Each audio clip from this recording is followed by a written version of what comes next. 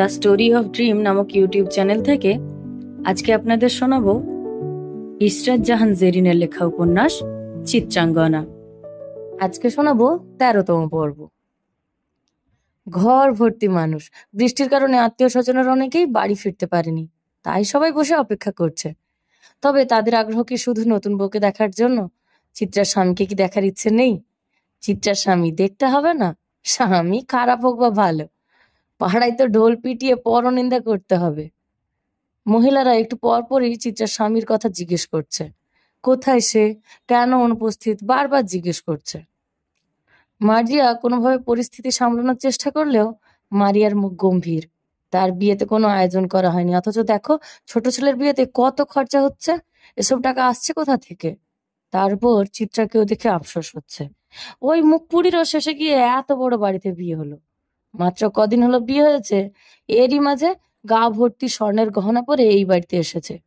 সব যে ইচ্ছে করে দেখানোর জন্য এসব করছে, মারিয়া কি তা বুঝে না? মারিয়ার রোগাটে চেহারা, লম্বা চওড়া উজ্জ্বল শ্যামলা দেখতে, একটা গজ দাঁতও আছে। ওই গজ দাঁতের হাসি দেখেই তো মাহাদি তার জন্য দেওয়ানা হয়েছিল। তারপর দুজন প্রেম করে পালিয়ে বিয়ে করে। মারিয়ার পরিবারের অবস্থা সাধারণত মধ্যবিত্তের মতোই ছিল, তবে বাবা মাকে কখনো সাহস করে বলতেই পারেনি মাহাদিকে সে ভালোবাসে। তারপর হুট করে একদিন সব ছেড়ে মাহাদির হাত ধরে চলে আসে, সেই গাজীপুর ছেড়ে কিশোরগঞ্জ। চিত্রা ও ফারাজ বাড়ি ফিরল সন্ধ্যা 8টার দিকে। ভেজা শরীর নিয়ে দরজা পেরোতেই যেন সবাই তাদের ঘিরে ধরল। কেউ একজন ফারাজের দিকে তাকিয়ে বলে উঠল, আহারে, পোলাটা এমন ভিজলো কি কইরা? ওরে এক গ্লাস গরম দুধ দে, পুরুষ মানুষের ঠান্ডা লাগাতে হয়? জলদি গরম দুধ খাইয়া বাঘের বেটা হইয়া যাও। ফারাজ এত মহিলা মানুষ দেখে একটু হতভম্ব হয়। এখানে কি মহিলাদের গোপন বৈঠক হচ্ছে? মনে হচ্ছে কোথাও বোমা নিক্ষেপের পরিকল্পনা চলছে। চিত্রার অবস্থাও সুবিধার নয়। তার চোখ মুখ ফুলে আছে, স্পষ্ট বোঝা যাচ্ছে সে কেঁদেছে। সবাই তাকে আর চোখে দেখে ফিসফিস করছে। ফারাজের এসব একদমই ভালো লাগছে না। অভ্রকে যে ডাক দিবে তার উপায় কই, বেটা তো কাদায় ডুব দিয়েছে। সাইড প্লিজ, আপনাদের সঙ্গে পরে কথা বলবো, ফারাজ স্পষ্ট গলায় বলল। সোহাগ অনেক আগেই বন্ধুদের সঙ্গে সেখান থেকে উঠে গেছিল। জান্নাত বসে আছে, চিত্রা দিকে অদ্ভুত ভাবে তাকিয়ে আছে। এত সুন্দর মেয়েকে ছেড়ে তাকে কেন বিয়ে করলো সোহাগ? যদি ওই মেয়ের মায়া কাটাতেই না পারে, তাহলে ছাড়লো কেন?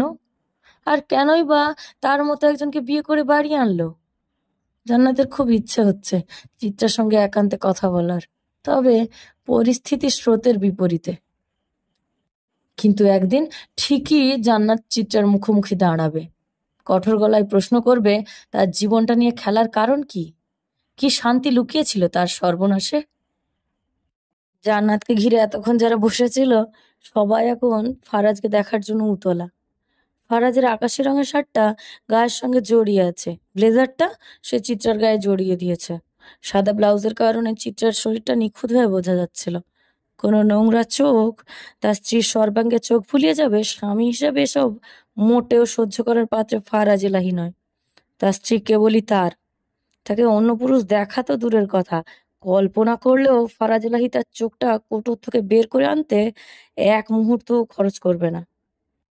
ফারাজ বাড়ি ভর্তি মানুষকে উপেক্ষা করে রুমে নিয়ে গিয়ে দরজা লাগিয়ে দেয়। এত মানুষ গুনে চলার সময় নেই তার।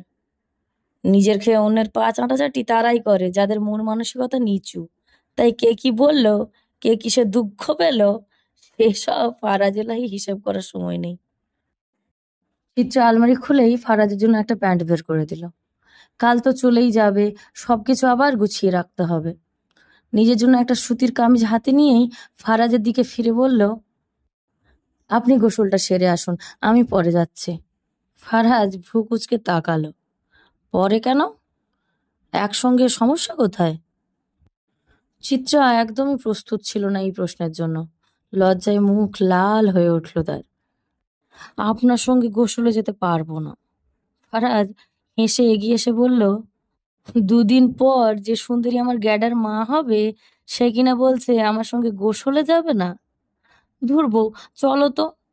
যা দেখার আমি আগেই দেখেছি, এখন আর লজ্জা পেতে হবে না। কারণ লজ্জা তো আমি আগেই ভেঙে দিয়েছি আমার হার্ড রোম্যান্সে। আপনি না। চিত্রা কিছু বুঝে ওঠার আগেই ফারাজ তাকে কোলে তুলে ঠোঁটে ঠোঁট ছুঁইয়ে দেয়। গোসলখানার দিকে এগোতে এগোতে ফারাজ ফিসফিস করে বলল, আমি তোমার মনের মালিক, দেহের উত্তরাধিকারী। তুমি আমার অর্ধাঙ্গিনী আর আমি তোমার অর্ধাঙ্গ। নামান প্লিজ, পড়ে যাব। আগুন সুন্দরী, কথা নয়, প্রস্তুত থাকো। আজ কিন্তু দুবার স্নান সারতে হবে। মাঠের কোণের প্রাচীন বটগাছটির নিচে বসে আছে জোহান। তার চারপাশে জড়ো হয়েছে বন্ধুরা। বাতাসের স্যাঁতস্যাঁতে গন্ধ, আকাশে মেঘের ঘন ঘটা। সবুজ ঘাস বৃষ্টির পানিতে ভিজে স্নিগ্ধতা ছড়ালেও জোহানের তা পছন্দ নয়। বর্ষার প্রতি তার প্রবল বিতৃষ্ণা, একেবারেই সহ্য করতে পারে না সেই এই সিক্ত বিষণ্ণতা। বিপরীতে শীতকাল তার হৃদয়ে জাগিয়ে তোলে আনন্দ, বৈরাগ্যের অনুপম শ্রীহরণ। সে এক মনে গিটারের তারে আঙুল চালিয়েই যাচ্ছে, গভীর স্বরে গান তুলছে। শব্দগুলো ঝরে পড়ছে রাতের নিস্তব্ধতার মধ্যে। বন্ধুরা কেউ কেউ উচ্ছ্বসিত কণ্ঠে গানের অনুরোধ করছে, প্রিয় কোনো সুর, কোনো নস্টালজিক সঙ্গীত। কিন্তু জোহান সে অনুরোধে সাড়া দেবে কিনা সে সিদ্ধান্ত সম্পূর্ণ তার নিজের। তার সুরের রাজ্য সে গড়ে তোলে নিজস্ব নিয়মে, আবেগের তীব্রতা অনুযায়ী। জোহান ফোনটা হাতে নিয়েই বিরক্তিতে মুখ কালো করে ফেলল। গিটারের তারে আঙুলের খেলা থামিয়ে দিল। চোয়াল শক্ত হয়ে এলো। ফোনের স্ক্রিনের নামটা দেখে তার ঠোঁটের কোণে বিরক্তিকর একটা চ শব্দ বেরিয়ে এলো। কল রিসিভ করতেই কপালের ভাঁজ আরো গভীর হলো। এই অসময়ে মেয়ে মানুষ কই থেকে জোগাড় করবো? গন্ডারের বাচ্চা, তোর একটা মেয়ে মানুষ ঠিক মতো সামলাতে পারিস না? কিসের বেডা মানুষ হয়েছিস? ওপাশ থেকে একটা আতঙ্কিত কণ্ঠস্বর শোনা গেল। ভাই, একটা কিছু করেন, মাইয়া না জোগাড় করতে পারলে ভাই আমারে জবাই করব। আপনি সাহায্য করেন, গোলাম হয়ে থাকমু। ফোন রাখ শালা, দেখি কি করা যায়। রোহান বিরক্তিতে চোখ ঘুরিয়ে ফোনটা কেটে দিল। সিগারেটের প্যাকেটটা পকেট থেকে বের করে একটা ধরালো। ধোঁয়ার কুণ্ডলি পাকাতে পাকাতে ভাবলো, মেয়ে জোগাড় করতে না পারলে ব্যবসায় দাঙ্গা বেঁধে যাবে, আর এই গুলো সাহায্যের জন্য সবসময় তার কাছেই কেন আসে? দেখ, দুনিয়া তাকে ভালো হতে দেবে না বোধহয়। মাঠের পাশেই বড় রাস্তা, রাস্তার পাশে একটা কলেজ, কলেজের পাশেই বাস স্ট্যান্ড। জায়গাটা কেমন সুবিধাজনক মনে হলো। স্ট্যান্ডে তাকাতেই চোখ শুরু হয়ে এলো। বোরখা পরা একটা মহিলা আর কামিজ পরা একটা মেয়ে, বয়স 16-17 হবে হয়তো। জোহান চারিদিকে একবার তাকায় না, বৃষ্টির কারণে মানুষের আনাগোনা এদিকটায় নেই বললেই চলে। জোহানের ঠোঁটের কোণে বাঁকা হাসি খেলে যায়। সে একটা দীর্ঘশ্বাস ফেলে সিগারেটের শেষাংশ মাটিতে ফেলে পায়ে চাপা দিয়ে উঠে দাঁড়ায়। ভাই, কই যাচ্ছেন? আহার জোগাড় করতে। আর আজ রাতে বেরিয়েছিল জরুরি কাজে, ফিরেছে গভীর রাতে। ফিরে আসার পর থেকেই নিশ্চল ঘুমিয়ে আছে, ক্লান্ত শরীর আর নাড়াতে পারছে না। চিত্রা একবার চোখ বুলিয়ে নাই ওর দিকে। এত ক্লান্তি কেন? মাছের ব্যবসা কি সত্যিই পরিশ্রম সাধ্য? আলনাতে ফারাজের খোলা শার্টটি ঝুলছে। চিত্রা সেটি হাতে তুলে নিল, ধীরে নাকের কাছে আনলো। এলাচের মিষ্টি কড়া গন্ধ চিত্রা নাকে ধাক্কা দিল। ফারাজ মাছের ব্যবসা করে, অথচ আজ পর্যন্ত তার শরীরে মাছের আষ্টে গন্ধ পায়নি চিত্রা। এমনকি মাছ খাওয়া নিয়েও বাড়ির মানুষের খুব একটা আগ্রহ দেখা যায়নি। আর ফারাজকে কি বলবে চিত্রা? সে তো আল্লাহর ওয়াস্তে গরুর মাংস আর কলিজা ভুনা ছাড়া কিছুই বোঝে না। ফারাজ মুরগিও অপছন্দ করে, একবারে রান্না করে গরম গরম এক পিস মন চাইলে শখ করে কখনো কখনো খায়, তাও আবার হাড় ছাড়া পরিষ্কার মাংস। চিত্রা ফারাজের পাশে গিয়ে বসলো। উপর হয়ে থাকার লোকটার পিঠের দিকে নজর পড়ল। পিঠে আঁচড়ের দাগ, এই নকশা কোন শিল্পী করেছে? চিত্রা? বড্ড লজ্জা লাগছে চিত্রার। ফারাজের চুলগুলো অত্যন্ত সুন্দর। বেশিরভাগ ছেলেদের চুলে ঘামের সময় কাকের বিষ্ঠতার গন্ধ আসে। চিত্রার একটা অভ্যেস আছে, ছেলে হোক বা মেয়ে কারোর সঙ্গে কথা বলার সময় হঠাৎ করেই তাদের চুলের গন্ধ শুকে দেখে। আগে এই অভ্যেসের মাধ্যমেই বন্ধুত্বের সূচনা করতো সে। যাদের চুল থেকে সুন্দর ঘ্রাণ আসতো তাদের সঙ্গেই বন্ধুত্ব গড়ত চিত্রা। এই কারণেই বেশিরভাগ ক্ষেত্রে ছেলেদের সঙ্গে বন্ধুত্ব গড়ে ওঠেনি, কারণ ছেলেদের মাথায় এক ধরনের গন্ধ থাকে, ঘামের পচা আঠালো ভেজা গন্ধ, যা চিত্রার একেবারে পছন্দ না। চিত্রা ফারাজের চুলে হাত বুলিয়ে মুখ গুজতেই এক অদ্ভুত অপরিচিত গন্ধ পেল। ফারাজের সম্পর্কে চিত্রা লক্ষ্য করেছে সে নোংরামি পছন্দ করে না, শরীরের প্রতি অতিরিক্ত যত্নশীল, খুঁতখুঁতে। চিত্রা উঠতে যাবে তার আগেই ফারাজ নড়ে চড়ে উঠল। লোকটার ঘুম পাতলা, যে বাড়িতে আছে সেখানে চোর আসতে সাহস পাবে না। ফারাজ সোজা হয়ে শোয়, চিত্রার দিকে তন্দ্রাচ্ছন্ন ভঙ্গিতে তাকিয়ে ভগ্ন স্বরে বলে, বউ, ক্লোজ আপ। ফারাজ চিত্রার চুলে হাত বুলিয়ে দেয়। উঠে তৈরি হন, নাস্তা খেতে হবে না? আগে একটু আদর দরকার প্রিয়তমা, ব্যায়াম না করলে শরীরে আড়মোড়া ভাব ভাঙবে না। শরীরে এনার্জি নেই, কাছে আসো একটু রিচার্জ হই। ফারাজ চিত্রার কোমর ধরে তাকে কাছে টেনে আনে। ঘাড়ে মুখ ডোবানোর আগেই হঠাৎ দরজা খুলে যায়। কেউ একজন চিৎকার করে ওঠে, আস্তাগফিরুল্লাহ, পোলাপাইনরা আজকাল দিন রাত মানে না। বা না মানে চুল পাকার পরও তো দেখি হাবাইত্যাগিরি ছাড়েননি। এখন কি আমার রুমের বাইরে ডু নট ডিস্টার্ব লিখে রোম্যান্স করতে হবে, নাকি অন্যের ভালোবাসা দেখে এরা এলার্জি হচ্ছে? কৃমিতে চুলকায়, আমার কাছে কিন্তু ওষুধ আছে, আমি আবার কৃমির ডাক্তার। ফারাজ আরো কিছু বলতে যাচ্ছিল, তবে তার আগেই চিত্রা তার মুখ চেপে ধরলো। লোকটার তো মুখ নয়, একেবারে অবাধ্য বন্দুকের নল, যখন তখন গুলি ছোঁড়ার স্বভাব। মার্জিয়ার প্রতিবেশী নাহারের মা, বিবি হাসনু। হাসনু বুড়ির বয়স হয়েছে, লাঠিতে ভর দিয়েই চলাফেরা করেন, কিন্তু বয়স তাকে শান দিতে পারেনি। যদিও কানের সমস্যাটা বড্ড বেড়েছে, 3-4বার একই কথা বলবার পর বোঝে। আর সে কিনা সকাল সকাল হাজির হয়েছে চিত্রার বর দেখতে। দরজা ঠেলে ঢুকেছে বটে, কিন্তু যেই পরিস্থিতিতে পড়তে হলো তা হয়তো কল্পনাতেও ছিল না। ফারাজের কথা শুনে তার প্রতিক্রিয়া এতক্ষণে আগুনের ফুলকির মতো হওয়ার কথা ছিল, তবে তা হয়নি, কারণ সে বেচারি কানেই শুনতে পায় না। ফারাজের মুখের কথা শুনে চিত্রা লজ্জায় খাটের কোণে গিয়ে দাঁড়ায়।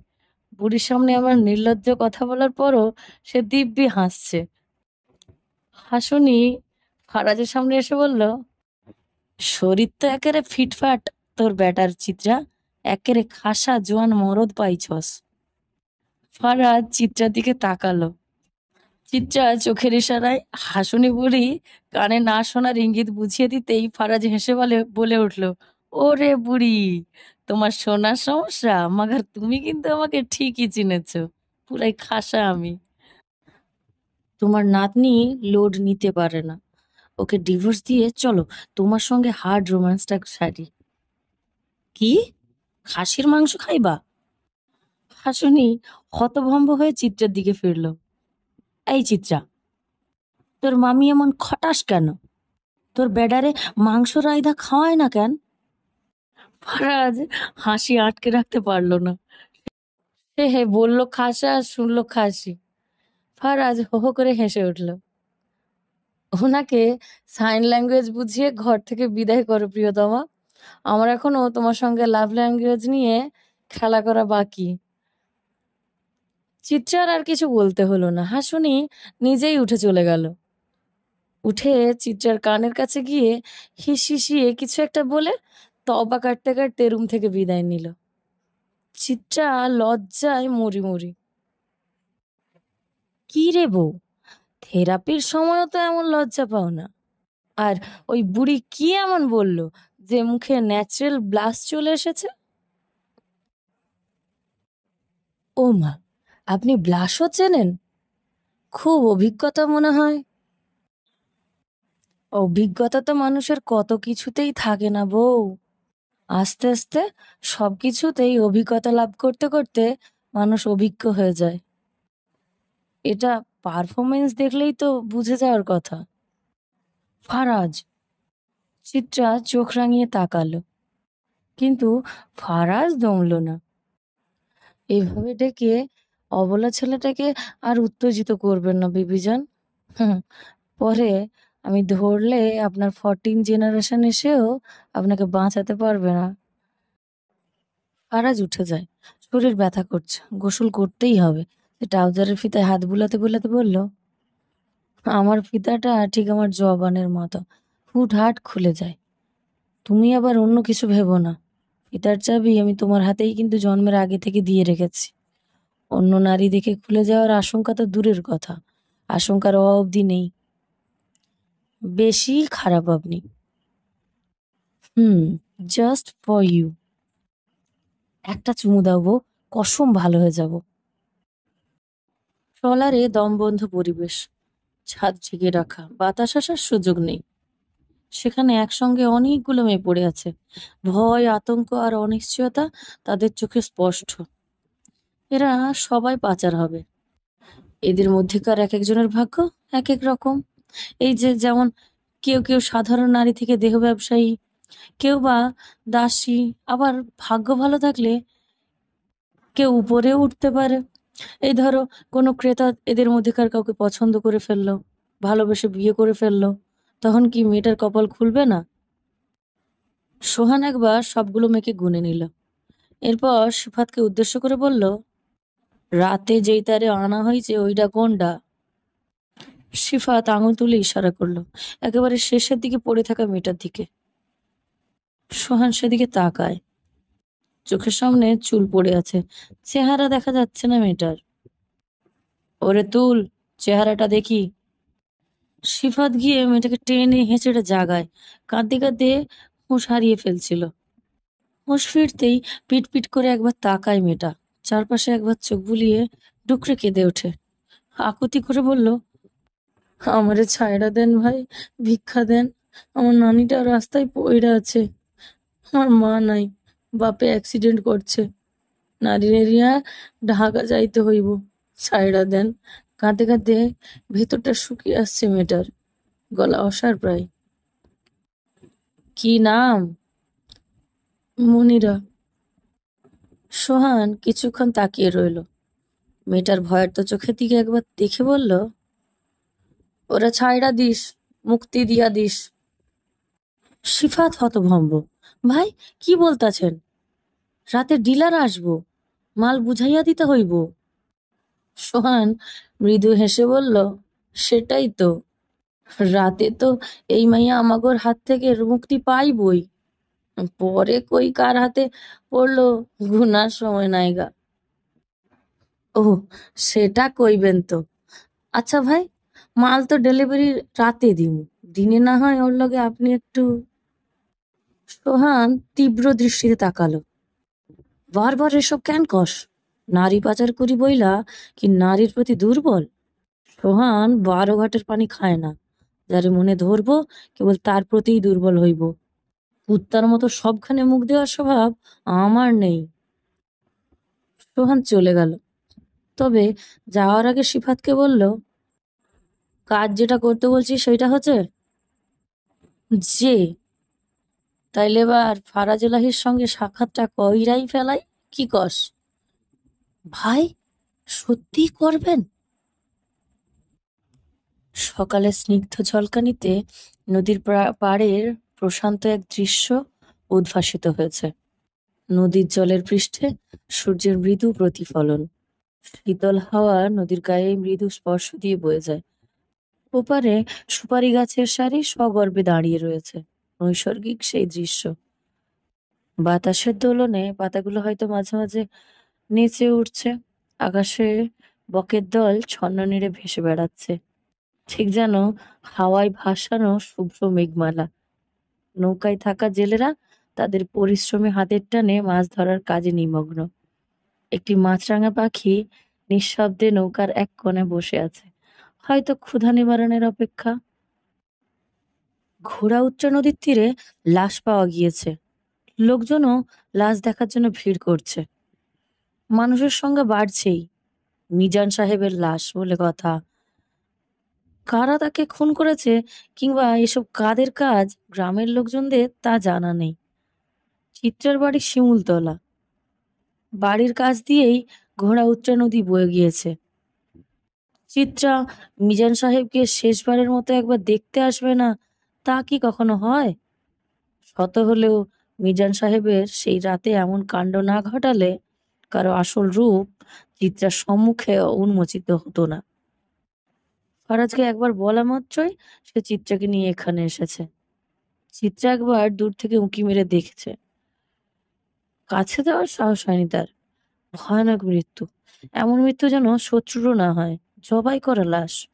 মাথা আর শরীর আলাদা হয়ে পড়ে আছে, জিহা বেরিয়ে আছে, তাতে পেরেক গেঁথে দেওয়া হয়েছে। রাতে বোধহয় লাশ এখানে ফেলে রাখা হয়েছে, তাই দেহটা ইতিমধ্যে পকায় খাওয়া শুরু করেছে। কি গন্ধ! চিত্রা শুধু দূর থেকে পা দুটো দেখতে পেয়েছে। তবে ফারাজের ভয় ডর নেই, সে একেবারে কাছে গিয়ে লাশটা দেখছে। অনেকক্ষণ যাবৎ চেয়ে চেয়ে দেখছে। অভ্র কি লাশ দেখেনি, তার নাকি এসব দেখলে খারাপ লাগে, রাতে অস্বস্তি বোধ হয়, ঘুমও আসে না, তাই সে গাড়ির সামনেই দাঁড়িয়েছিল। চিত্রা গাড়ির কাছে দাঁড়িয়ে অপেক্ষা করছে। ফারাজ পুলিশের সঙ্গে দাঁড়িয়ে কি সব কথা বলছে। চিত্রার সেসব বিষয়ে আগ্রহ নেই, তবে এখন তার ভয় হচ্ছে। হুট করে খুনের পর খুন, এসবের অবসান কোথায়? এসব বন্ধ হবে কবে? ফারাজ একবার দূর থেকে চিত্রার দিকে তাকালো, তারপর আবার পুলিশের সঙ্গে কথা বলতে শুরু হয়ে গেল।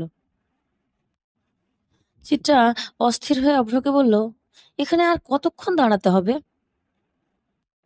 ভাই এলেই রওনা হব, অভ্র আশ্বস্ত করলো। চিত্রা অস্বস্তি বোধ করছে। অভ্র তা বুঝতে পেরে বলল, আপনি চাইলে গাড়িতে গিয়ে বসতে পারেন, অথবা চলুন, ওই পাশে বসার জায়গা আছে। চিত্রা একটু ভেবে রাজি হয়ে মাথা নাড়ল। অভ্র সঙ্গে চলতে উদ্যত হলো। ঠিক তখনই পেছন থেকে এক বৃদ্ধা হুড়মুড়িয়ে এসে তাকে জড়িয়ে ধরল। কালুর বাপ, আমি আর এমন করুম never. You go house please. Abhra পুরোপুরি হতভম্ব। এই মহিলা কে? কেন তাকে এমন করে ধরেছে? এই ছাড়ুন, আমি কুদ্দুসের বাপ, কালুর ফালুর কিছু না। বৃদ্ধা কান্না জুড়ে দিল। অভ্রের হাত আরো শক্ত করে ধরে বলল, লেটেল অ্যাগ্রি করছি বইলাই কি ইউ আর এ গভর্নমেন্টকে বিয়া কইরা কুদ্দুসের ফাদার হইয়া যাইবা গো হাউসে? চারপাশের লোকজন হইচই শুনে তাদের দিকে তাকালো। কৌতূহলী দৃষ্টিতে অভ্র আর বৃদ্ধার দিকে তাকিয়ে রইল সবাই। অভ্র কিংকর্তব্যবিমূঢ় হয়ে চিত্রার দিকে তাকালো।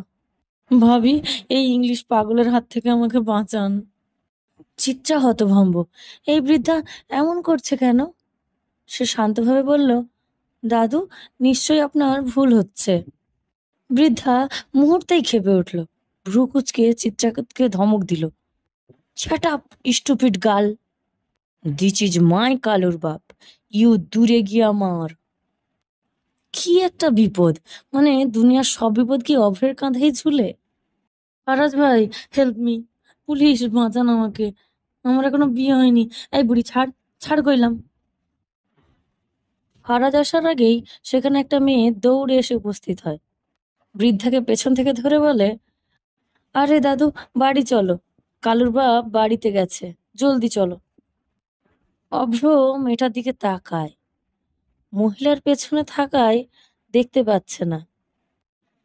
মেয়েটার অন্যদিকে খেয়াল নেই, সে ব্যস্ত মহিলাটাকে নিয়ে। নু, এডাই মাই কালুর ফাদার। আরে আপা জলদি, আপনার মেন্টাল দাদিকে আমার হাতটা ছাড়তে বলেন, আমার আবার 1 নম্বর ধরেছে। আসলে আমার দাদুর মাথায় একটু সমস্যা, যাকে না তাকে দেখলেই কালুর বাপ মনে করে। মেয়েটা এবার সামনের দিকে এগিয়ে আসতেই অভ্র তার দিকে তাকায়, মেয়েটাও তার দিকে তাকায়।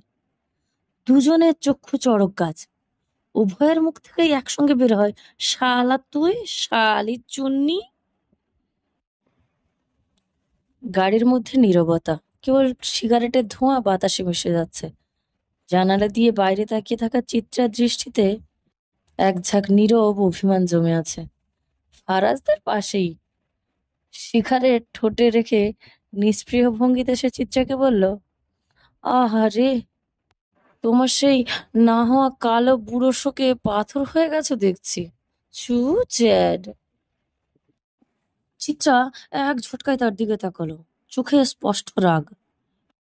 এসব বলে মন ভরাতে পারবেন না, দাঁড়া চেলাচি। এই বউ, নাম নিয়ে ছিনিমিনি খেলবে না বলে দিচ্ছি, পাওয়ার পয়েন্টে গিয়ে লাগে কিন্তু।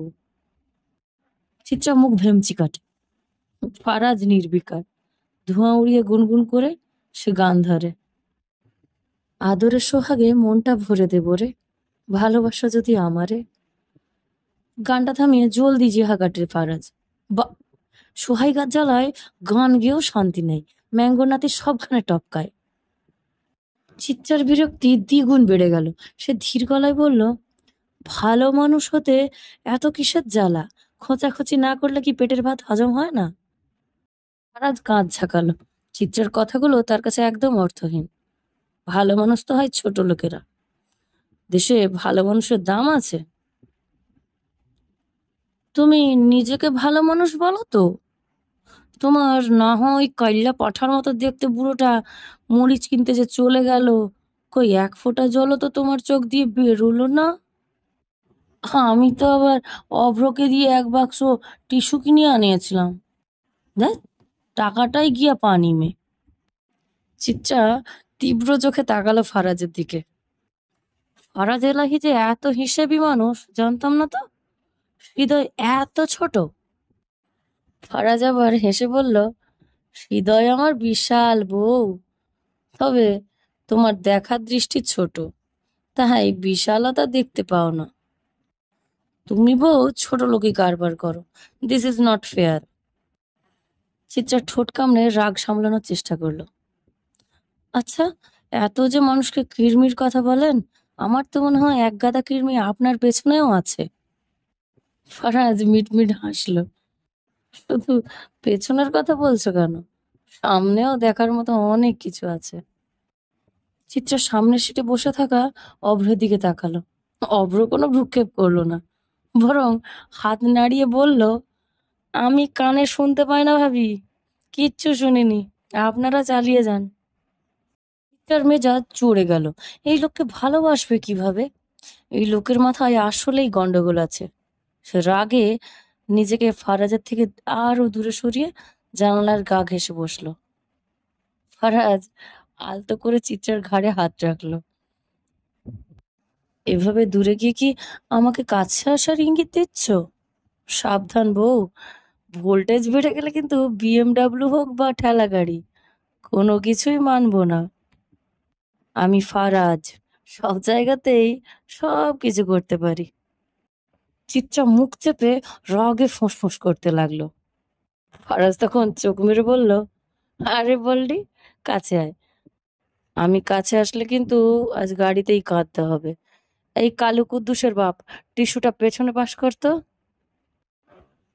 নতুন ছেলে পেলে কিছু লাগবে, যাদের কাজ হবে ভোরে ট্রলার থেকে মাছ তোলা। এসব কাজের জন্য অল্প বয়সী ছেলে হলেই চলবে, কাজ তেমন একটা কঠিন নয়। এই তো ট্রলার থেকে 2 হাতে মাছ ছুঁড়ে ফেলবে পাড়ের চাতালে। রাজন রোশন সকাল সকালই আজ আড়তেই চলে এসেছে। তাদের দেখতে আসা লোকের অভাব নেই, এর একটা কারণ আছে। এলাহি বাড়ির মানুষ দয়াশীল, অত্যন্ত ভালো মনের মানুষ। তাদের আগে পিছে থেকেও মানুষ উপরে উঠে গিয়েছে। যদিও রাজন একটু কথায় রেগে যায়, অশ্রাব্য ভাষায় বাপ-মা তুলে গালাগাল দেয়, তবুও লোকের আপত্তি নেই। মন মেজাজ বেশি খারাপ থাকলে তো কখনো কখনো সটা আসার চাপড় চড় থাপ্পড়ও বসিয়ে দেয়, তবুও মানুষ তাকে ভালোবাসে। ওই যে টাকা পায় তো। মাছের আড়তটা আজ জমজমাট। সদ্য ধরা মাছের কাঁচা গন্ধ চারিদিকে ছড়িয়ে আছে। বিশাল এক চাতাল, চারপাশে পানিতে ভিজে থাকা কাঠের পাটাতন, যেখানে সারি সারি বাঁশের খাঁচা আর প্লাস্টিকের বাক্সে মাছ রাখা হয়। ট্রলারগুলো নদীর ঘোলা জলে দুলতে দুলতে এসে ভিড়েছে পাড়ে। মাঝি মোল্লারা কোমর পর্যন্ত পানি ভেঙে মাছ নামাচ্ছেন। আড়তের একপাশে বসে আছেন পাইকারিরা, মোটা গামছা কাঁধে, হাতে লম্বা লাঠি নিয়ে মাছ দেখছেন। কেউ কেউ দরদাম করছে, কেউ বড় বড় ঝুড়িতে বরফের চাঁইয়ের নিচে মাছ সাজিয়ে নিচ্ছে। ছেলেপেলেরা চোখের পলকেই ট্রলার থেকে মাছ তুলছে, মাটিতে সজোরে ছুঁড়ে দিচ্ছে। একটা চিৎকার ওঠে, এই যে পাঙাশ মাছগুলো সরাও। আরেকজন বলে ওঠে, বড় মাছটা দে, ওইটা আলাদা কর। লোকজন ব্যস্ত, কেউ টাকা গুনছে, কেউ হিসেব লিখছে খসখসে খাতায়। হালকা আলোয় মাছের উজ্জ্বল আঁশ চিকচিক করে, লালচে রক্ত আর বরফ গলে গলে চারপাশে ভিজে যাচ্ছে।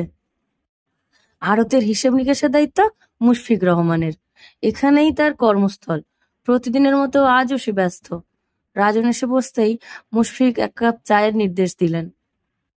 চা খামু না, রাজন নির্লিপ্ত কণ্ঠে বলল। কাম কেমন চলতেছে? মোটামুটি, মুশফিক সংক্ষেপে জবাব দিল। মোটামুটি কেন? মানুষ মাছ ছাইড়া কিছু নাকি? রাজনের কণ্ঠে কৌতূহল। না ভাই, তেমন কিছু না।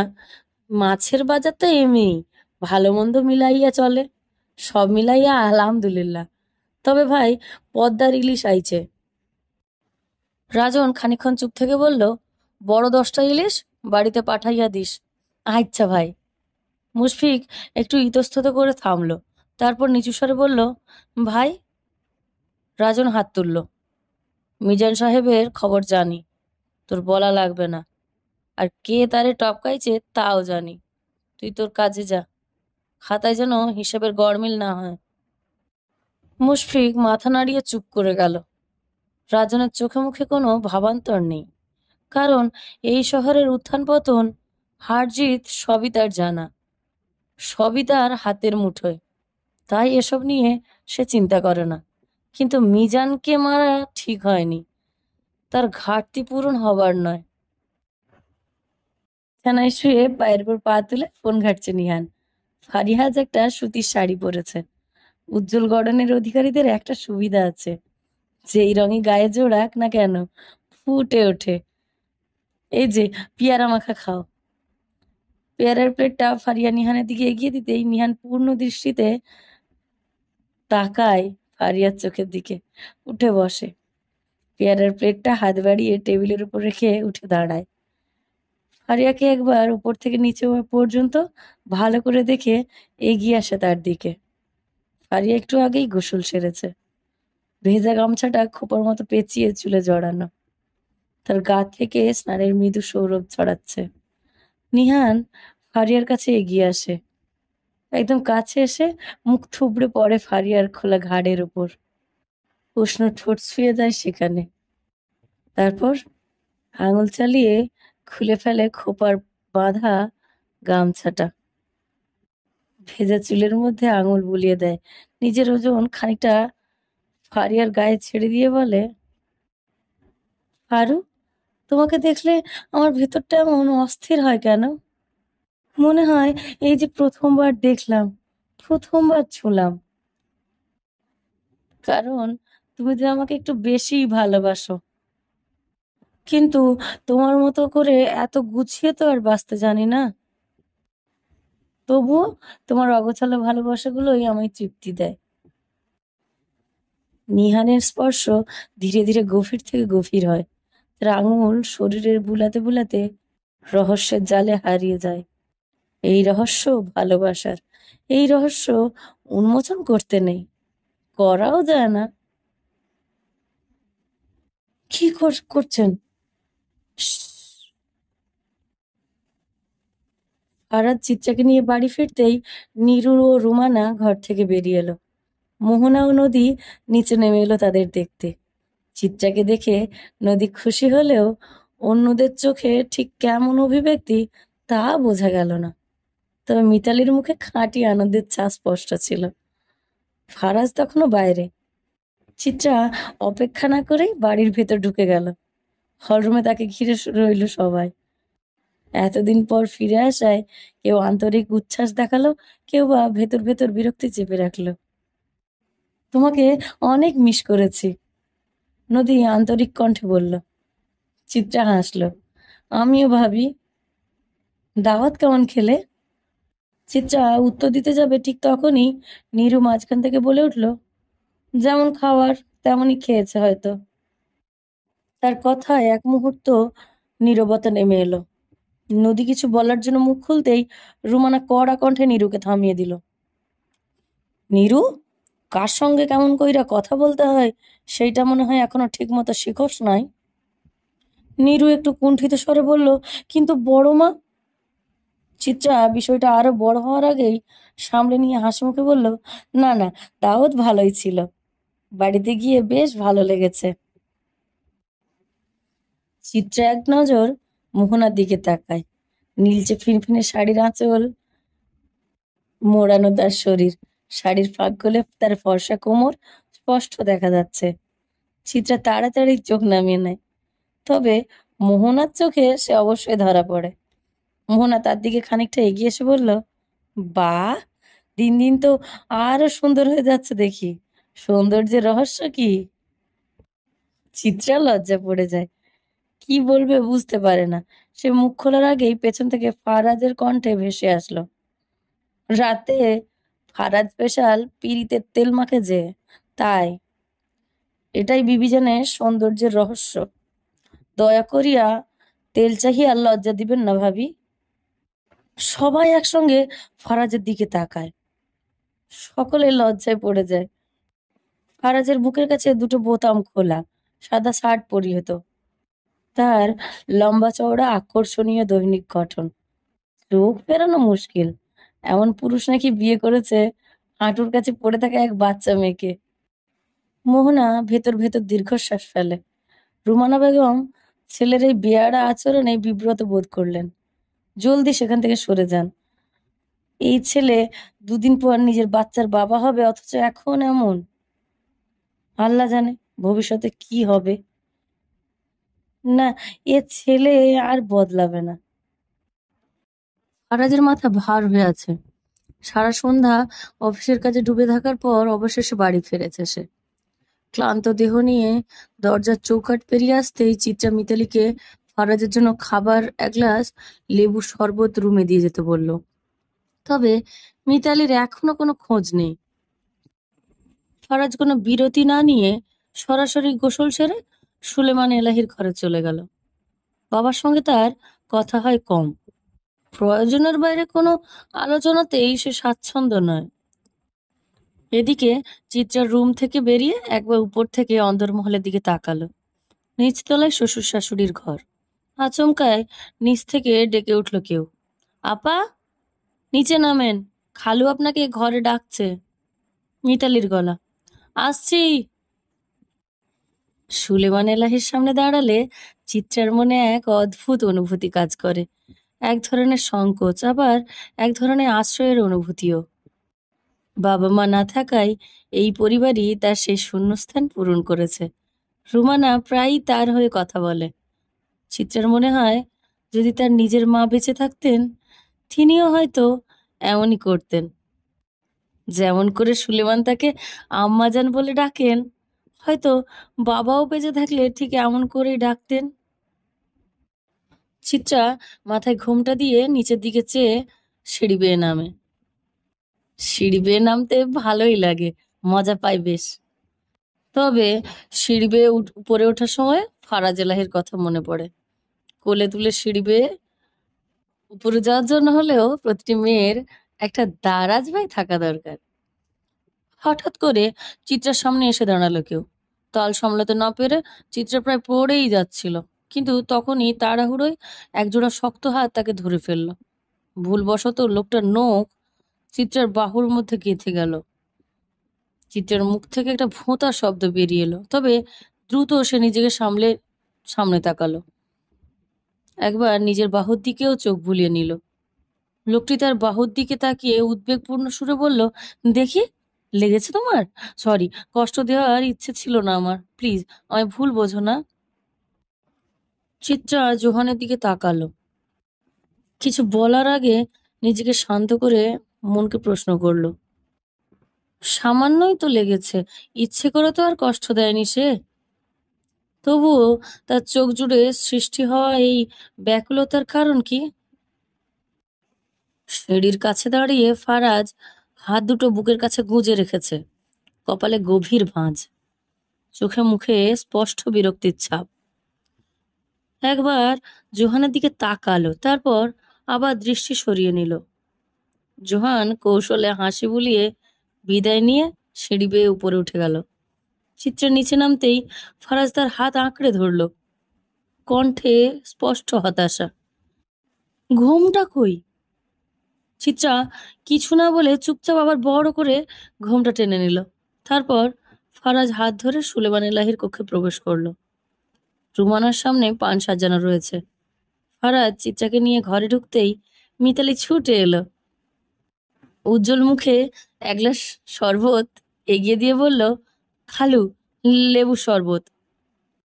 ফারাজ গ্লাসটা হাতে নিতেই মিতালির মুখে আফসোসের সুর। খালু, বাজারে লেবুর যা দাম, মানুষ খাইবটা কি? ফারাজ হেসে বলল, যেভাবে তুই আমার মাথা খাচ্ছিস, মানুষও তেমনি কারো না কারো মাথা খাবে। আর যদি লেবুর জন্য এতই আফসোস হয়, তাহলে আজ থেকে ভীম খাবি। শুনছি ওতে নাকি 100 লেবু শক্তি আছে। মিতালি বিস্ময়ের সুরে চোখ বড় বড় করে বলল, হাছাই? ফারাজ ঠোঁটের করে হাসি টেনে জবাব দিল, না, মিছাই। রুমানা চিত্রাকে পাশে বসিয়ে পান মুখে দিয়ে প্রশ্ন করলেন, নাতি নাতনির মুখ কবে দেখমু? চিত্রা এই প্রশ্নের উত্তরে বিব্রত বোধ করে, কি উত্তর দেবে বুঝে উঠতে পারে না। সুলেমান এলাহিও তার জবাবের অপেক্ষায় তাকিয়ে আছেন। তবে চিত্রাকে কিছু বলতে হলো না। ফারাজ পাশ থেকে বলে উঠল, এটা বাংলা সিনেমা পাওনি আম্মা, যে ঢলাঢলি করলেই বাচ্চা হয়ে যাবে? এখানে একটা প্রসেসিং এর একটা ব্যাপার আছে, শুধু ডিভাইস কানেক্ট করলেই তো হয় না। রুমানা একেবারে চুপ হয়ে গেলেন। পরিস্থিতি হালকা করতে ফারাজ আবার বলল, চিন্তা নেই আম্মা, ভালো প্রোডাকশনই পাবে, নিশ্চিন্ত থাকো। চিত্রা মনে মনে নিজেকেই দোষারোপ করলো, এই লোকের সঙ্গে আসা উচিত হয়নি। সে উঠে ফারাজের পাশে দাঁড়ায়, তবে তাদের মধ্যে এখনো দূরত্ব রয়ে গেছে। ফারাজ চিত্রাকে কাছে টানতে তার বাহুতে হাত রাখে। তখনই চিত্রার মুখ থেকে ব্যথায় মৃদু আহ শব্দ বেরিয়ে আসে। ফারাজ বাহুর দিকে তাকানোর আগেই চিত্রা আঁচল ফেলে জায়গাটা ঢেকে দেয়। ফারাজ তা উপেক্ষা করে বলে, আমার মাথা ধরেছে, ঘুমোতে গেলাম। সুলেমান এলাহি বললেন, চিত্রা, আর একটু থাকো। ফারাজ ভ্রু কুঁচকে তার দিকে তাকিয়ে বলল, বউ কার? তোর। তাহলে আমার সঙ্গেই যাবে, তুমি নিজেরটা নিয়েই থাকো। ফারাজ চিত্রার হাত শক্ত করে ধরে বলে, অনেকদিন ধরে ব্যায়াম করি না, আজকে করতে হবে। যাও, রুমে গিয়ে তৈরি হও প্রিয়। রাত নেমেছে নদীর ঘাটে। চারপাশে নিস্তব্ধতা, শুধু মাঝে মাঝে নদীর ঢেউয়ের মৃদু শব্দ ভেসে আসছে। আকাশে অগুন্তি তারা জ্বলজ্বল করছে। মাঝে মধ্যে ভেসে আসছে কোনো নাম না জানা রাত পাখির ডাক। দূরে বেঁধেদের ঝুপঝুড়িতে তেলের কুপির মৃদু আলো দুলছে বাতাসে। নদীর উপর সেই আলো প্রতিফলিত হয়ে এক অদ্ভুত রহস্যময় আবহ তৈরি করেছে। সোহান বসে আছে ঘাটের ধারে, গা এলিয়ে দিয়েছে একটা কাঠের নৌকোর গায়ে। চোখে তার অনির্বচনীয়তা। হয়তো সে কিছু খুঁজছে, অথচ কি খুঁজছে তা নিজেও জানে না। রাতের নীরবতায় কখনো কখনো ঝুপড়ির দিক থেকে হাসির শব্দ ভেসে আসছে। বেঁধেদের কেউ হয়তো পুরনো কোনো গল্প শোনাচ্ছে, কেউ গানের সুর তুলছে। একটা বাচ্চা দৌড়ে এসে থামে সোহানের সামনে। ছেলেটা বেঁধেদেরই এক সন্তান, গায়ে ছেঁড়া পাজামা, চোখে সরু কৌতূহল। তুমি এখানে কেন বসে আছো? সোহান ছেলেটার দিকে তাকিয়ে একটু হাসলো, বলল, জানি না, হয়তো নদী আমারে ডাকতাছে। ছেলেটা বোঝে না, কিন্তু মাথা নাড়িয়ে আবার দৌড়ে চলে যায়। সোহান এ পাড়ার কেউ নয়, সোহান এই পাড়ার কেউ নয়, তবুও তার কথায় এদের জীবন চলে। বিনা কারণেই সে এই বেধেদের দায়িত্ব নিয়েছে। কারো ছেলে মেয়েকে স্কুলে পাঠায়, কারো অভাবে পাশে দাঁড়ায়, কারো বিপদে মাথায় ছায়া হয়ে দাঁড়ায়। কেন এসব করে সে নিজেও জানে না। হয়তো পাপের বোঝা কমানোর চেষ্টা, হয়তো নিজের ভেতরের অপরাধবোধকে চাপা দেওয়ার প্রয়াস। কেউ তাকে প্রশ্ন করে না, বেধেরা প্রশ্ন করতে শেখেনি। এদের জীবন চলে নদীর স্রোতের মতো, যেমন আসে তেমনই বয়ে যায়। তবু সোহানের মধ্যে এক অদ্ভুত টান অনুভব করে তারা। ভাইজান, আম্মাই আজকে কচুর মুখি দিয়া ইলিশ মাছের মাথা আর লেজ রাঁধছে। ওই যে ওই দিন আপনি যেই মাছটা পাঠাইছিলেন না, ওইটার মাথা দিয়াই রাঁধছে। কয়টা খাই যান, মেলা দিন হইল আমাগো লগে খান না। আমেনার বয়স 16, এই পাড়াতেই থাকে। আমেনার বাসায় অসুস্থ মা ছাড়া কেউ নেই। সোহান যেদিন আমেনার কথা শুনেছিল, সেদিন বেশ কিছুক্ষণ তাকিয়েছিল তার দিকে। পরক্ষণেই আমেনাকে লেখাপড়া করবে বলে সে সিদ্ধান্ত নেয়। আমেনার পরিবারের দায়িত্ব, তার মায়ের চিকিৎসার খরচ সোহান দেয়। একবার আমেনা সোহানকে বলেছিল, আমার তো ভাই নাই, তাই এত দুঃখ। সেদিন থেকেই সোহান আমেনার বড় ভাই হয়ে পাশে আছে। রাইতে খাইয়া যাওনি, আমার কাছে যাও, ওনারে একা রাইখো না। আমেনা আচ্ছা বইলা নৌকার দিকে পা বাড়ায়। সিফাত সোহানের পাশেই দাঁড়িয়ে আছে। আমেনা চলে যেতেই সে বলল, ভাই, মিজান সাহেবরে উপরে পাঠাইয়া দিলেন, তাও আবার লাশ ওইখানে ফালাইছেন। এইসব নিয়ে তদন্ত হইব, সেটা তো জানেন, তাই না? আমার কোনো চিন্তা নাই, মাঝে মাঝে একটু বিনোদনের প্রয়োজন আছে। ফারাজ লাশ দেখতে অবশ্যই আইছে, তাই না? হ, মাগার মিজান সাহেব কিন্তু অনেক কাজের মানুষ আছিল, চিন্তিত কণ্ঠে বলল সিফাত। একজন মরলে 1000 জন আসে, আর ওই বুড়ার তো এমনিতেই বয়স হইয়া গেছিল, আমি না মারলেও মরতই। কেবল প্রশ্ন হইল কার হাতে মরতো। আর কার হাতে? ফারাজ এলাহির হাতে। এক মুহূর্ত চুপ থেকে সিফাত বলল, তারপর একটু থেমে যোগ করলো, তবে আমার কেন জানি অস্বস্তি লাগতেছে। উনার মতো মানুষ একটা মাইয়ার জন্য বিদেশ থাইকা চলে আসতে পারে? জানি না, তবে এইটা জানি, কিছু তো একটা ওই মাইয়ার মধ্যে আছে। এখন তো মিসেস এলাহির সঙ্গে আমার দেখা করবার জন্য অন্তত ছটপট করতেছে রে, দিলের ব্যথা বাড়তাছে সিপাইত্তা। বাতাসের দাপটে বারান্দার সাদা পর্দাটা বেপরোয়া নর্তকীর মতো ছটপট করছে, বারবার আঘাত করে যাচ্ছে লোহার রেলিংয়ে। জানালার আধখোলা পাল্লাটা কাঁপতে কাঁপতে অদ্ভুত ছন্দে ঠোকাঠুকি করছে কাঠের ফ্রেমের সঙ্গে, যেন কারো দম বন্ধ করা আকুল আবেদন। খোলা রাখো, বন্ধ করো, আবার খোলা রাখো। দূর আকাশের কালো মেঘগুলো একত্র হয়ে ভারী হয়ে উঠেছে। বাতাসের ঘূর্ণি ধুলো উড়িয়ে নিয়ে যাচ্ছে শুকনো পাতাগুলো, মাটির উপর নাচতে নাচতে ছুটে যাচ্ছে দূরে।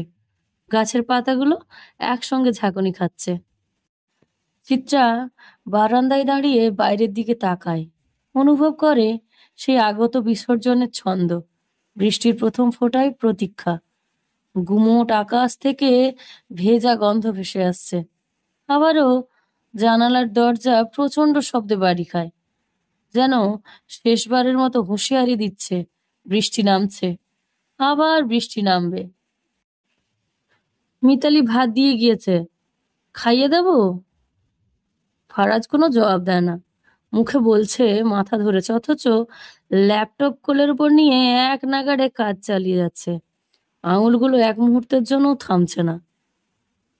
জবাব দিচ্ছেন না কেন? উঠুন, আমি আগে মশারি টাঙাই। চিত্রা ফারাজের দিকে এগিয়ে আসতেই হঠাৎ বজ্রপাত হয়। সঙ্গে প্রবল দমকা হাওয়া। বাতাসের ঝাপটায় তার বাহুর ওপর থেকে আঁচল সরে যায়, কিন্তু চিত্রার সেদিকে খেয়াল নেই। বারান্দায় কাপড় আছে, ভিজে যাবে, একটু নিয়ে আসবেন? এই ভয়ানক আবহাওয়ায় ওইখানে যেতে ইচ্ছে করছে না। এমনিতেও সেদিন দুটো লাশ পাওয়া গেছে। ফারাজের চোখ অনেক আগেই ল্যাপটপের পর্দা ছাড়িয়ে চিত্রার দিকে চলে গেছে, তবে তার দৃষ্টি পড়ছে অন্যখানে, চিত্রার ডান বাহুতে। ফর্সা নরম চামড়ায় নখের গভীর দাগ বসে আছে। কতটা শক্তি প্রয়োগ করলে এমন দাগ পড়ে? নখ গেঁথে গিয়ে রক্ত জমে? ফারাজ শুষ্ক গলায় ঢোক গিলে বলল, নিজের কাজ নিজে করো। চিত্রা থমকে যায়। ফারাজের এমন রুক্ষ স্বর সে আগে কখনো শোনেনি। ফারাজ তার সঙ্গে এমন কখনো কথা বলে না। দাঁড়িয়ে আছো কেন? যাও। চিত্রা চোখ সরু করে তাকায়, তারপর নিচু স্বরে বলে, আপনি দেখছি বহুরূপী। ফারাজ ফাঁকা হেসে ওঠে। হুম, তুমিও বহুরূপী হয়ে দেখো, দেখবে দুনিয়া তোমার কথায় নাচছে। শখ নেই, কিন্তু তুমি তো আগ থেকেই বহুরূপী মিসেস ফারাজ এলাহি। চিত্রা ভ্রুকুচকে তাকায়, কিছুক্ষণ স্থির হয়ে দাঁড়িয়ে থাকে, এক মুহূর্ত আর দেরি না করে বারান্দার দিকে পা বাড়ায়। বারান্দায় পা রাখতেই বৃষ্টির প্রথম ফোঁটা গায়ে এসে পড়ে। চিত্রার বৃষ্টি ভালো লাগে। রাতের বেলা বজ্রপাত তাকে শিহরিত করে, তবুও বৃষ্টির প্রতি তার আকর্ষণ অমলিন। বৃষ্টি দেখলেই ছুঁতে ইচ্ছে করে। রেলিং এর বাইরে হাত বাড়াতেই বর্ষার নরম স্পর্শ তার আঙুল ছুঁয়ে যায়, কিন্তু এখানে বেশিক্ষণ দাঁড়ানো যাবে না। বারান্দার রশিতে টাঙানো কাপড় ভিজে যাবে, আর ভিজে যাবে সে নিজেও। হঠাৎ আকাশ বিদীর্ণ করে নেমে আসে বিজলির ঝলকানি। এক মুহূর্তের জন্য চারপাশ আলোকিত হয়ে ওঠে, আর সেই আলোয় তার দৃষ্টি আটকে যায় পুকুরের দিকে। চোখের সামনে স্পষ্ট হয়ে ওঠে দুটো নিথর দেহ, জল কাদায় মাখামাখি, নিস্তব্ধ। দৃষ্টিশূন্যতে লাশ দুটো তাকিয়ে আছে তার দিকেই। কি ভয়ানক ভ্রম! চিত্রা প্রচন্ড ভয়ে সরে যায়, পিঠ গিয়ে ঠেকে প্রস্তরের মতো একটা বুকে। এত ভয় কিসের? চিত্রা কোনো কথা না বলে ফারাজকে জড়িয়ে ধরে, চোখ মুখ খিঁচে ফারাজকে আঁকড়ে ধরে। চিত্রার হাতের মুঠোয় ফারাজের সাদা শার্টের অংশ, পরক্ষণেই ছিটকে এক পা পিছোয়। ফারাজ গম্ভীর, কথা না বলে চিত্রাকে টেনে সে বুকে জড়িয়ে নেয়, নেশালো গলায় গান ধরে, কাছে এলে দূরে যাও সরে, কতদিন রাখবে আর একা করে, মনে টেনে নাও। বৃষ্টির ছিটকে আসা জলের পরিমাণ ধীরে ধীরে বাড়তে থাকে, দুটো দেহ আবারও ভিজে যায়। ঠান্ডায় চিত্রার ছোট্ট দেহ কাঁপছে। ফারাজের সেদিকে কোনো খেয়াল নেই। সে শক্ত করে চেপে ধরে চিত্রার ডান হাতের বাহু। ব্যথায় আবারও মৃদু আর্তনাদ গলা থেকে বেরিয়ে আসে চিত্রার। ফারাজ কথা না বলে ব্যথার জায়গায় ঠোঁট রাখে, তবে শীতল চুমুর মাধ্যমে পরশ ছোঁয়াতে নয়, বরং হিংস্রতা নিয়ে সেখানে দাগ বসাতে।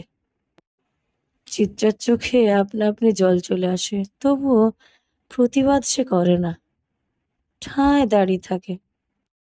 তার চোখের কোণে জমা জল ফারাজ দেখেনি, দেখবেও না। জল তো বৃষ্টির ফোঁটায় মিশে যাচ্ছে।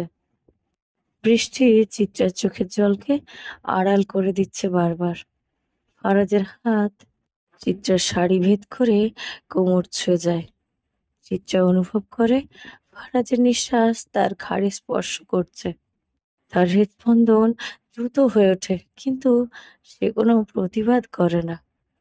ফারাজের হাত ধীরে ধীরে চিত্রার কোমর থেকে উপরে উঠে আসে, তার পিঠ বেয়ে ঘাড়ের কাছে পৌঁছায়। চিত্রা চোখ বন্ধ করে ফারাজের স্পর্শ অনুভব করে। হঠাৎ ফারাজ চিত্রার মুখের দিকে ঝুঁকে আসে, তার ঠোঁট চিত্রার ঠোঁটের কাছে এসে থেমে যায়। চিত্রা চোখ খুলে ফারাজের চোখের দিকে তাকায়, সেখানে এক অদ্ভুত আকর্ষণ দেখতে পায়। ফারাজ ধীরে ধীরে চিত্রার ঠোঁটে চুমু খায়, তাদের মধ্যে গভীর সম্পর্কের সূচনা হয়। আধা ভেজা শরীরেই ফারাজ চিত্রাকে কোলে তুলে নেয়, বারান্দা থেকে বেরিয়ে রুমে এনে বিছানায় শুইয়ে দেয়। গায়ের পানিতে বিছানা ভিজে যাচ্ছে, তবুও কারও সেদিকে খেয়াল নেই। চিত্রার সারা শব্দ নেই, শুধু শ্বাস প্রশ্বাসের আন্দোলন বাড়ি কাচ্ছে ফারাজের কানে। ফারাজের তৃষ্ণার্ত ঠোঁটজোড়া প্রেয়সীর সংস্পর্শে এসে নিয়ন্ত্রণ হারায়। দুটো ঠোঁটজোড়া মিলিত হয় গভীর আলিঙ্গনে। চিত্রার বাধা দেওয়ার তাড়া নেই, তাড়াগুলো আজ কোথায় গুম হয়ে গেছে। চিত্রা নিজের আবদার বোঝাতে হাতে হাত মিলিয়ে জড়িয়ে ধরল ফারাজকে। সময় পেরিয়ে যায় বেশ কিছুক্ষণ। বজ্রের শব্দে কেঁপে ওঠে চিত্রা। ফারাজ তাকে পরম আদরে গভীর আলিঙ্গনে আবারও জড়িয়ে ধরে। মেয়েটার ঘাড়ে গলায় উষ্ণ স্পর্শে বেসামাল করে তোলে। হঠাৎ করে ফারাজ চিত্রার উপর থেকে নিজের ভারী দেহটা উঠিয়ে নেয়। চিত্রার সাহস নেই ওই নেশা ভরা চোখের দিকে তাকানোর। সে তাকায় না। ফারাজ গা থেকে ভেজা শার্টটা খুলে নিচে ছুঁড়ে ফেলে। পরনে এখন কেবল কালো ট্রাউজার। তাকাও, তাকাও আমার দিকে। চিত্রা তাকায়। ফারাজ চিত্রার হাত নিজের বুকের উপর রাখে। চিত্রা ফারাজের অনাবৃত বুকে আঙুল ছোঁয়া দিতেই ফারাজ তার হাত ধরে নেয়। সে চিত্রার উপর ঝুঁকে পড়ে। শিওর তো? না হলেও আজকে ছাড়ছি না। চিত্রা জবাব দেয় না। ফারাজ গম্ভীর গলায় বলে, নীরবতা কিন্তু সম্মতির লক্ষণ আগুন সুন্দরী। ফারাজ আরেকবার চিত্রার বাহুর দিকে তাকায়, তারপর কানের কাছে এসে ফিসফিস করে বলে, তোমার এই নাম, এই শরীর, এই মন কেবলই আমার। এখানে অন্য পুরুষের প্রবেশ নিষেধ। যদি কেউ প্রবেশ করার চেষ্টা করে, কসম বউ, ধ্বংস করে ফেলবো সব। আমাকে খুনি হওয়ার সুযোগ করে দিও না। ফারাজ ক্রমশ অসংলগ্ন হয়ে উঠল। চিত্রা আবিষ্কার করলো অন্যরকম ফারাজকে, যে প্রতিটি স্পর্শে ভালোবাসার জানান দিতে উঠে পড়ে লেগেছে।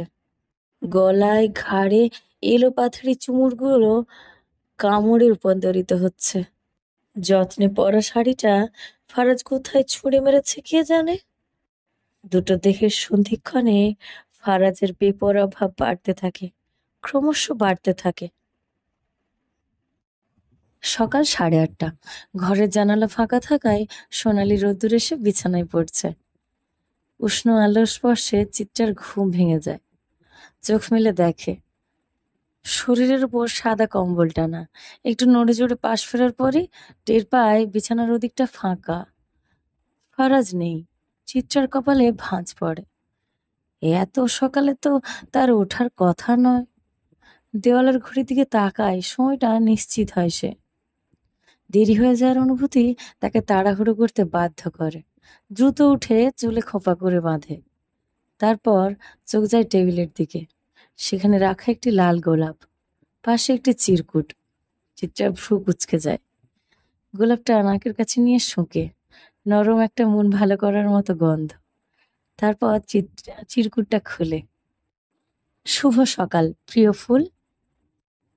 চিত্রা মুচকি হাসে। সে ফুল? এই ফারাজটাও না? একটা আজব লোক। চিত্রা আড়ম্বর ভেঙে খাট থেকে নামতেই ঘরের দরজায় কেউ একজন কড়া নাড়ে।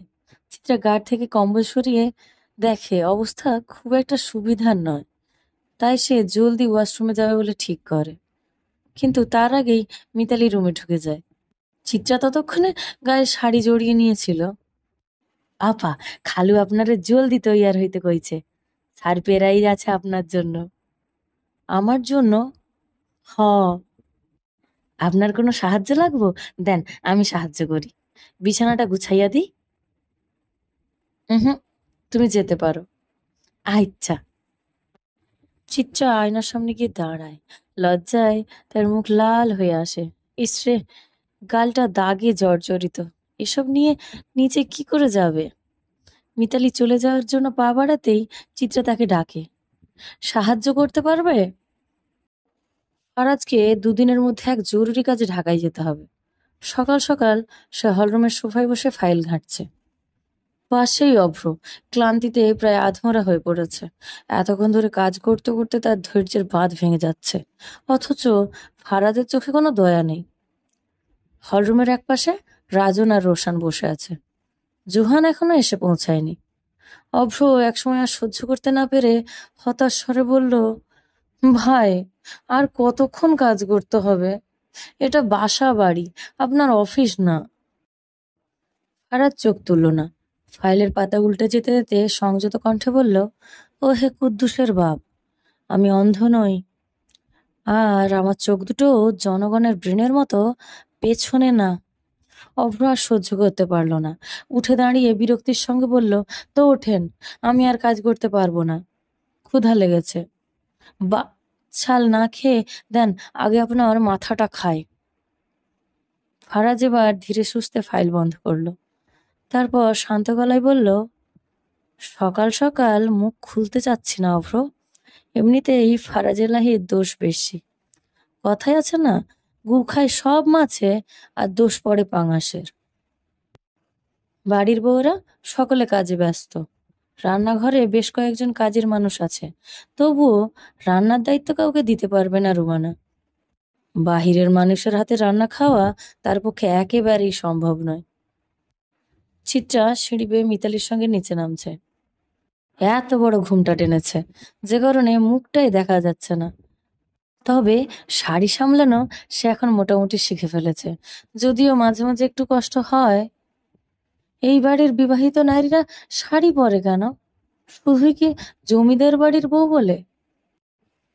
ফারিয়া নিহানের সঙ্গে রুম থেকে বের হওয়ার মুহূর্তে চিত্রাকে পেছন থেকে ডাকলো।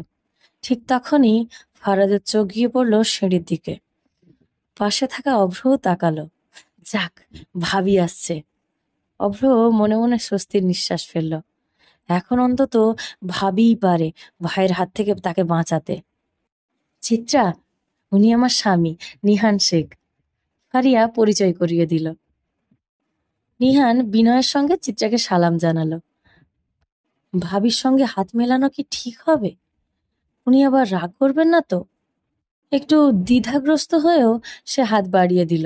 ঠিক তখনই তার চোখ গেল হলরুমের দিকে। চেয়ারে গা এলিয়ে বসে আছে ফারাজ এলাহি। কিন্তু সবচেয়ে ভয়ের ব্যাপার হলো তার দৃষ্টি। নিহানের বাড়ানো হাতের দিকেই স্থির হয়ে আছে সেই তীক্ষ্ণ চাহনি, যেন এখনই সর্পের মতো গিলে ফেলবে। মুহূর্তেই নিহান হাত সরিয়ে নিল। তারপর ফারাজের দিকে তাকালো। ফারাজ একবার চোখ তুলে চাইল। ঠোঁটের কোণে একটা অস্ফুট হাসি ফুটল। সে ঠান্ডা গলায় শুধু বলল, দ্যাটস মাই বয়। নিহান ঠিক বুঝতে পারল না ফারাজ কি বলল, কারণ সে সিঁড়ির ধারে আর ফারাজ হলরুমে। মাঝের দূরত্ব বেশ খানিকটা। তাছাড়া ফারাজ শুধু ঠোঁট নাড়িয়ে বলেছিল, তাই বোঝা কার্যত অসম্ভব। চিত্রা নিচে নেমেই সোজা রান্নাঘরে চলে গেল। নীরু সেখানেই দাঁড়িয়েছিল। মোহনা চিত্রাকে দেখে বলে উঠল, বিয়ের পর প্রথম প্রথম একটু দাগ তো হবেই, এত লুকানোর কি আছে? কই, আমি তো এখনো লুকাই না। ভালোবাসা লুকিয়ে লাভ কি? ভালোবাসার চেয়ে ভালোবাসার দেখানোতেই মজা বেশি। চিত্রা মোহনার কথার অর্থ বুঝতে পারল না।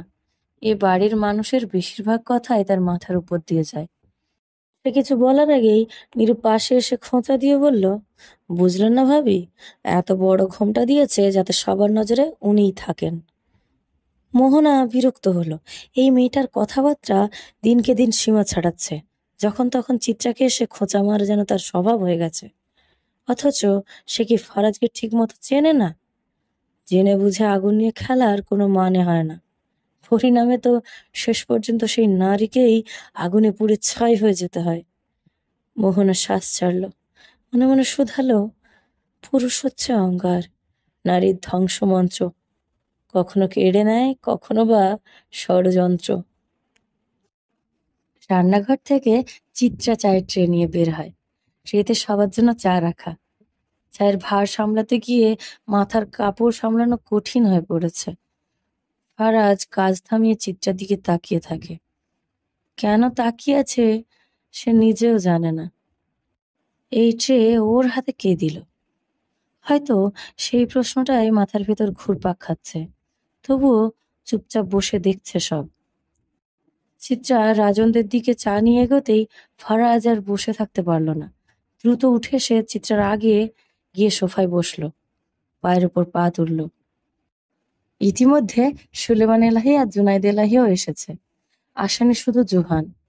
ওরা তো দেরি হচ্ছে কেন? চিত্রা টেবিলের উপর ট্রেতে রেখে প্রথম চায়ের কাপটা সুলেমান এলাহির দিকে এগিয়ে দিল। ঠিক তখনই অভ্র এসে বসল। সঙ্গে ছিল জোহান।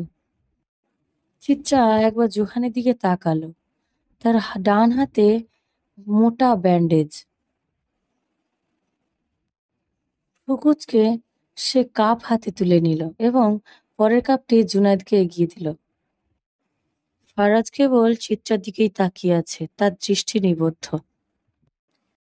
চিত্রা যখন রাজনের দিকে চায়ের কাপটা বাড়িয়ে দিল তখন সে সামান্য ঝুঁকল।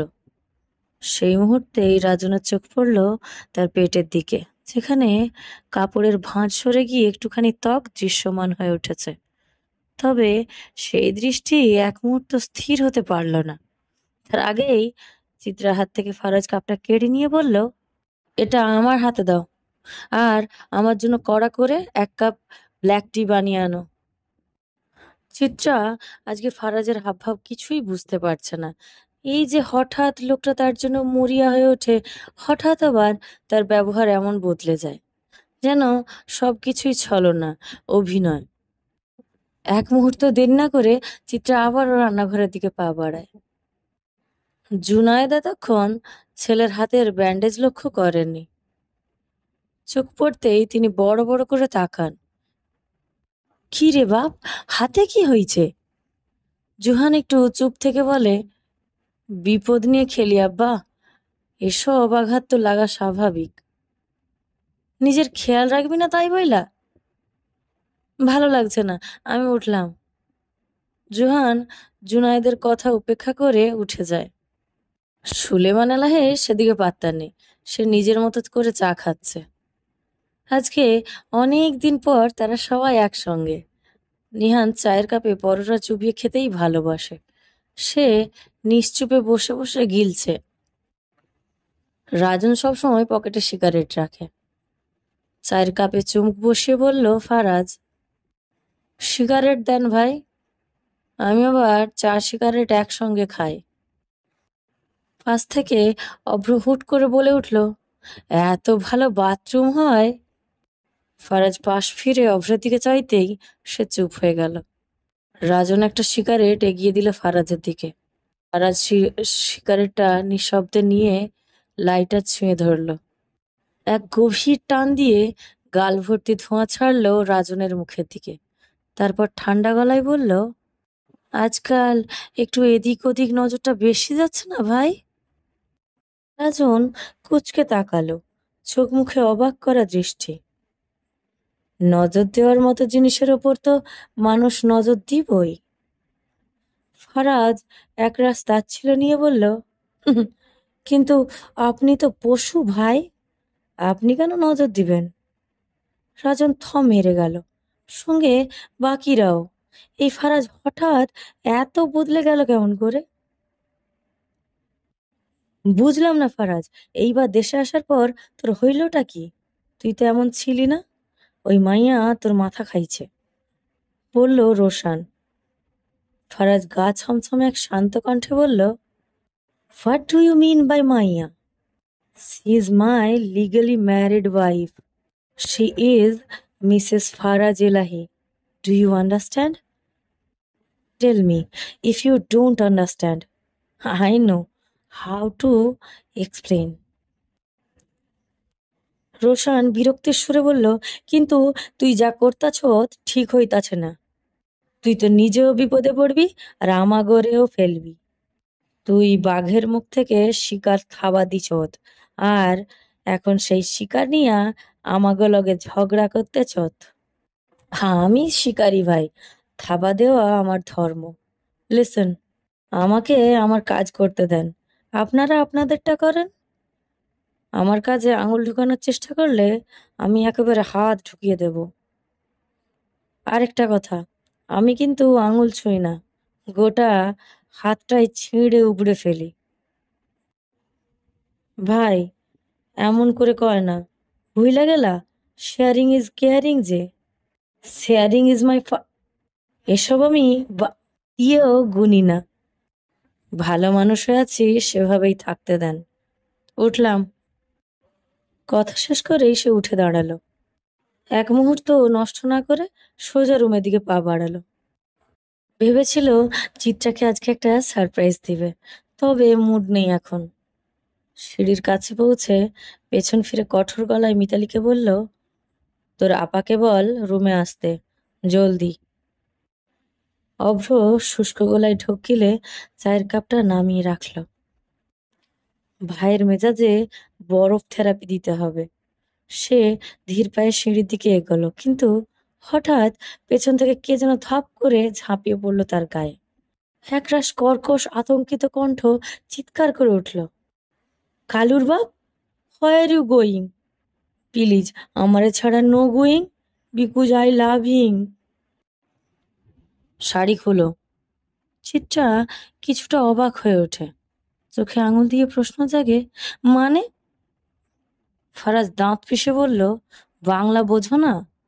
তোমাকে না বলছি শাড়ি শুধু আমার সামনে পড়বে? কি চাও তুমি? তোমার জন্য আমি আমার হাত রক্তাক্ত হোক? ফারাজ! চিত্রাকে কথা বলার সুযোগ দেয় না ফারাজ। আলমারি খুলে নিঃশব্দে বের করলো একখানা কাল রঙের কামিজ। নির্বিকার ভঙ্গিতে তা তার হাতে তুলে দিয়ে বলল, নাও, বদলে ফেলো। চিত্রা হতভাগ। এখানে?